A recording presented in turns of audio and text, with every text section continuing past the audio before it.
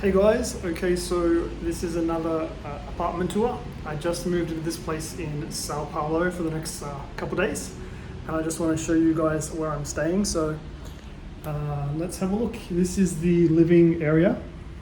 It's really cute. It has like these cool like lighting things up here. Looks out onto a very busy street though, which is,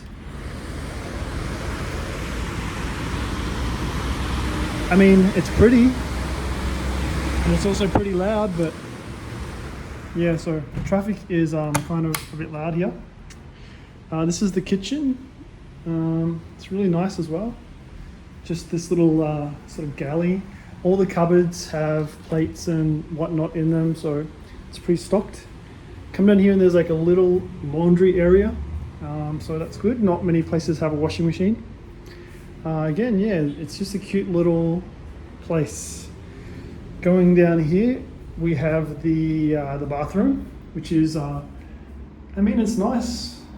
It's modern, and the bedroom is really cute as well. So, it has again these same lighting things up the top, and again the same damn ass busy street. So yeah, I'm gonna be